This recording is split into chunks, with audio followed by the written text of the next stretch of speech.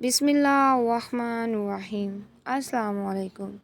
اگر آپ بھی سمجھتے ہیں محرم میں شادی کرنا منع ہے، نئے کپڑے پہننا گناہ ہے، گھر میں خوشیاں منانا جائز نہیں، یا کاروبار شروع نہیں کیا جا سکتا، تو ممکن ہے آپ ایک ایسی بات پر یقین کر رہے ہیں جس کی قرآن و حدیث میں کوئی دلیل موجود ہی نہیں۔ افسوس کی بات یہ ہے کہ ہر سال محرم آتا ہے، سوشل میڈیا پر بہت سی ایسی باتیں پھیل جاتی ہیں جو دین کا حصہ نہیں ہوتی۔ تو آخر حقیقت ہے کیا؟ محرم میں کون سے کام جائز ہیں اور کون سے کام ناجائز ہیں؟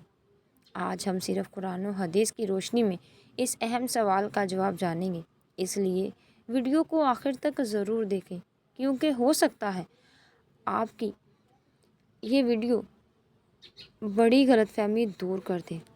السلام علیکم۔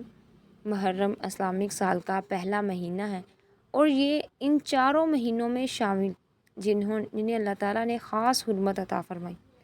اللہ تعالیٰ سورہ توبہ میں فرماتا ہے، بے شک اللہ کے نزدیک مہینوں کی تعداد 12 ہے، ان میں سے 4 حرمت والے ہیں، پس ان مہینوں میں اپنی جانوں پر ظلم نہ کرو۔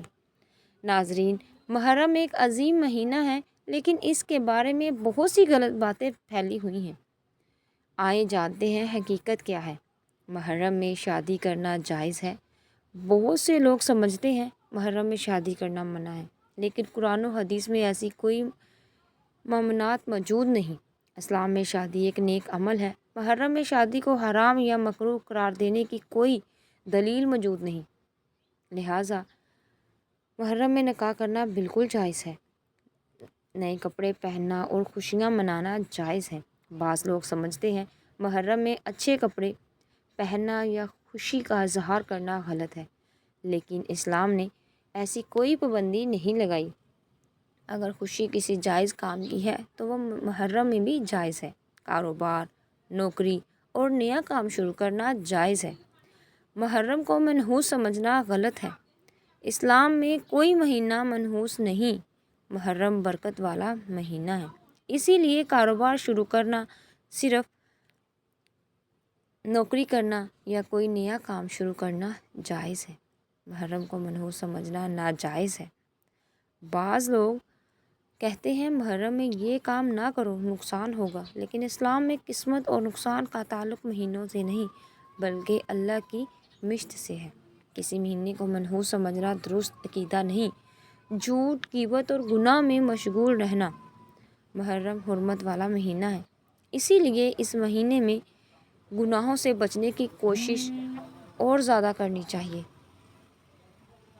جھوٹ، غیبت، حسد، لڑائی جھگڑا اور دوسروں کو تکلیف دینا ہر وقت گناہ، لیکن حرمت والے مہینوں میں ان سے بچنے کی اہمیت اور بڑھ جاتی ہے۔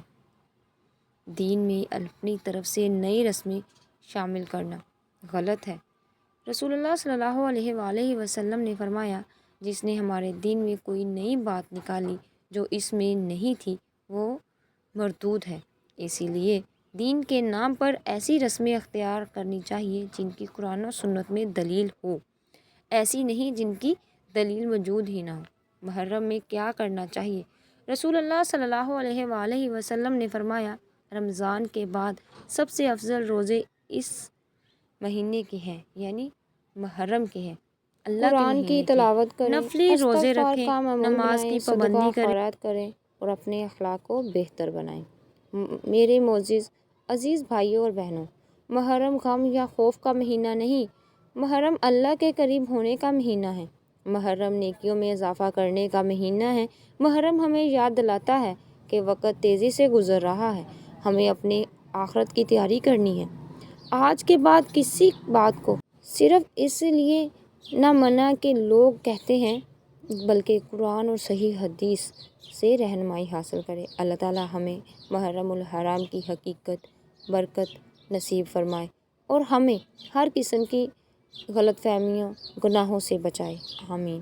اگر آپ نے آج کوئی نئی بات سیکھی ہے تو کمنٹ میں اللہ ضرور لکھیں، آمین۔ ملتے ہیں ایک اور نئی ویڈیو کے ساتھ، تب تک کے لیے اللہ حافظ۔ مجھے بھی دعاؤں میں یاد رکھیں۔